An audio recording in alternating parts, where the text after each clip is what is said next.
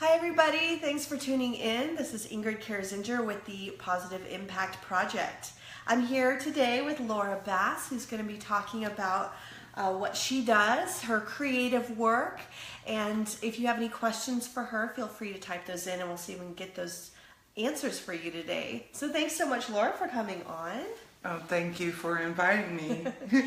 It's a beautiful Saturday morning, a little cold, but it's a really great energy that's going on right now, and I think we can all feel it. Oh yeah, absolutely. It's definitely better than that retrograde that was going on and everybody was down in the dumps, but no doubt. But it's a new day, so. All right, so tell us a little bit about, what you do, but all the things you do, because you do a few things. Yeah, I try to keep myself busy. It's just one of those things that people don't understand about me. So what I do is I write children's stories. I also created my own tarot deck that I read with whenever I can. I'm an intuitive person and a Reiki master as well. I believe in taking care of everybody and anything that comes in my way, and oh yeah, I also am in photography. You're creative. Yeah. You're eclectic, creative, and you are intuitive. That's awesome. So you just recently wrote or published a book, and you were going to share that with us? Oh yes, it's Luna the Butterfly, and it was written by me, but mostly it was illustrated by Dylan Gray. She's a 15-year-old, beautiful and intelligent young lady.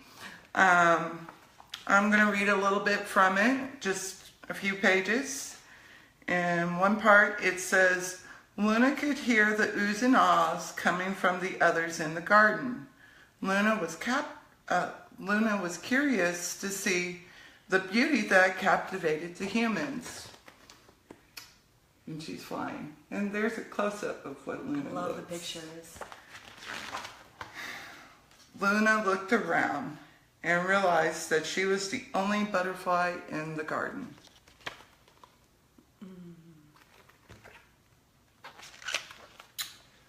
Luna never knew the beauty that she possessed. And this book was created with a poem that I stumbled on that I wrote years before. Oh, wow. And so I looked at it one day and I said, okay, I hear you, Spirit, because it was saying, get it out there in one way or another. And I thought a children's book would be the best way. So what it is explaining to people is not only is it a life story of me coming out of my cocoon, but it's also inspiring anybody from 2 to 85 that life is rough and you go through bumps and bruises, but you look at your beauty within and embrace it and show it to the world. Yeah. So I love that. And to recognize that, I think it's a long journey for some people to recognize their own beauty and talents. So thank you so much for sharing that with the world. So tell us a little bit about how you got into this. How did you become a writer, artist? Well, okay, it started when I was a little girl. And me and my grandmother, we were hip to hip. My mom worked a lot, so I was never really around her that much because she was trying to make bread and butter. So Grandma babysit me, and there were a lot of times that I stayed over, so I felt like I really lived with her. Mm-hmm. And she looked at me one day when I was 6 years old, and she says, you have something, but I don't know what it is, so let's find out. So we went through all of this art stuff. Mm-hmm. And I can make candles, and I can make this and that, and she wanted so bad for me to be on Broadway, but that just was not going to be. No. Dance is like the only art that I really can't do. But she inspired me so much But there was a black moment from the time that I was 9 when she passed to, I'm going to say up to when I was 30 when I moved in with my husband and his mother. And I'm not going to get into that just yet because it's really negative. But when I moved in, he told me I needed to take a break from being so responsible and discover what I have to offer. And at that time, I was running a business called Which Way New Age, and I made natural body products with no preservatives. So he told me that the universe is my playground, to have fun with it.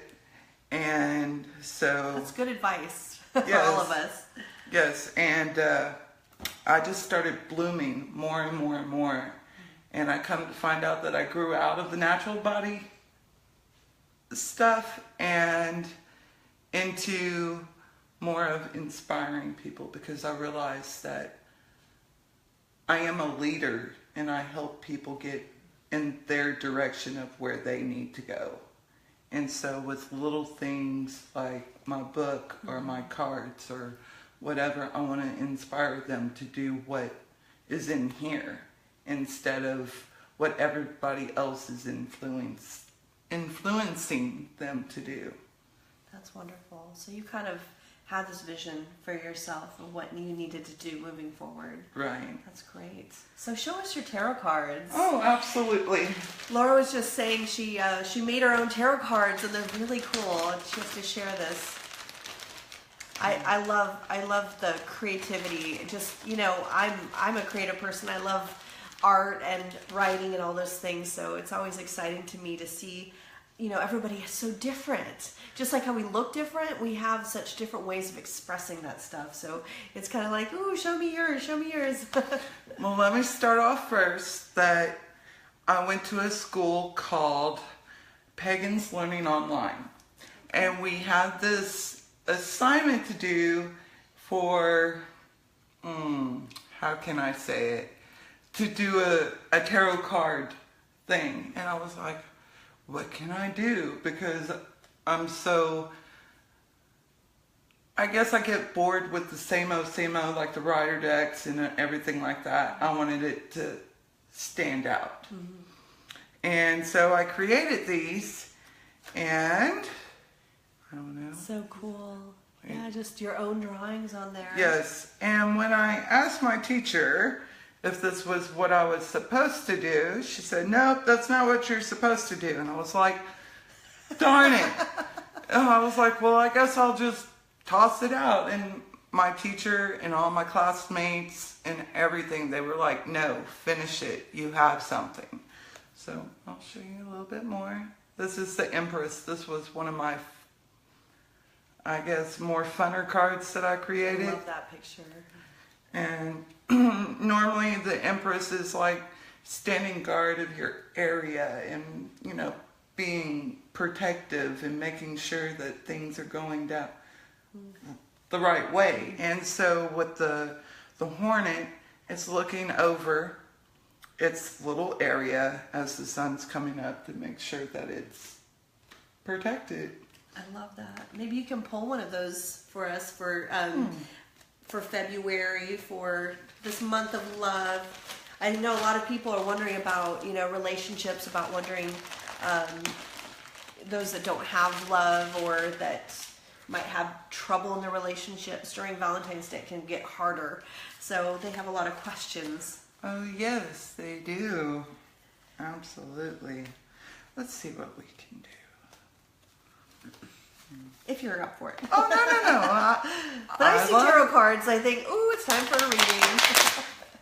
I love using these cards. They feel so good whenever I'm, working with them. And a lot of my clients, they love the energy that comes through these. Mm-hmm. I feel it. It's definitely more of this heart-centered energy that's like you're in those cards. All right. Pick one that's... All right. Let's... I can do this. Ah, right. Lovely. Okay, so what is this? This is the five of Beetles. Normally this is a regular earth card. Any way you want to look at it, pentacles or whatever. And what this is describing is, yeah, there's money in the future. There's love and abundance coming your way. But you need to do it your way. Stop following the leader. Okay. And make yourself your own leader. I like that. So within, love and stuff, stop listening to all your friends. What you know is right for your definition of love. Keep going through it because everyone is different. And that's why we have our mates. That's awesome. And that's great advice. I think that a lot of times when you have friends that can take away from the relationship, when you go and talk to them about your relationship, that it takes that energy away from it. It's like, just, do it your way. Talk it out with your partner. You don't need to get everybody else involved in it. Absolutely not. Not only that, you're upsetting your mate too when it goes down the grapevine and it comes back a total different story, Yeah. So I mean, whatever's in your heart, just go for it because it's the right thing to do. If it feels right, go for it. If it doesn't, forget about it. That's really good advice. So tell us a little bit about what you offer right now, what you're doing. Is your intuitive work and the tarot, is that something you offer? Yes, I actually have a business called Readings in Reiki by Laura. Great. And I do offer Reiki services. I'm actually teaching classes as well. Great. I just got done teaching Reiki 1 and I had 9 students show up my first time. Great. So I was really, really even more inspired with myself to keep pushing through. So I do my classes over at Pixie's Intent. So it'll be up on the board whenever more classes come. Great. And you work out of there as well? Yes, I do readings there.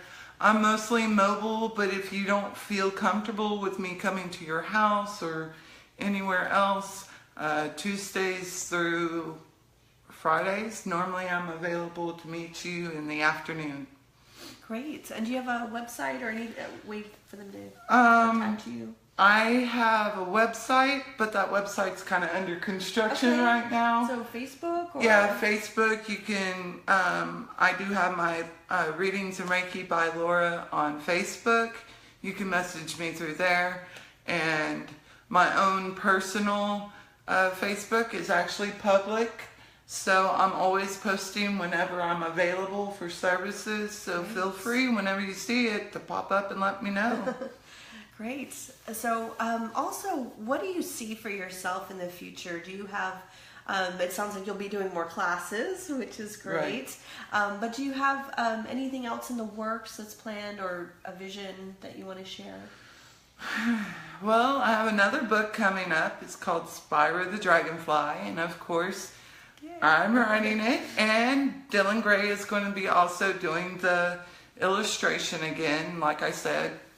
I just want to get people young and old to go out there and do what your passion is calling. You never know until you really try. Mostly, I love inspiring kids because they're the hardest to inspire. A lot of times, I know in my situation, my mom would always kind of put me down and tell me, no, that's not right. No, that's not right. But parents never know what's right for you. If that feels right for you, then you go for it. I did a lot of poetry back when I was really young, and it helped me through high school. And in fact, I was a part of the literary club, so that was my escape when I was younger. But I'm also doing, like she said, Reiki classes. I think the next one is 2 and 3, and it'll last, I'm either debating 3 to 4 weeks. I just haven't come down with it. But there's a lot of internship, so people will be able to do hands-on. And I see myself growing a little bit more to where I can do this every day and instead of doing this as just on the side was my passion, instead of having to do, a bread and butter job, which is my photography, which I love anyway. Yeah, that sounds fun too. Well, thank you so much for coming on today and sharing your story with us. And Laura Bass, if you want to find her on Facebook or at Pexy's Intent in Houston, you can contact her for one-on-one or for a class. So thanks again for coming on today and for sharing. Thank you. And thank you guys for watching. I hope that you all have a wonderful weekend. And let us know if you have any questions to go ahead and send those in, and we'll try to get you answers after the show. Thanks so much. Bye-bye for now. Bye.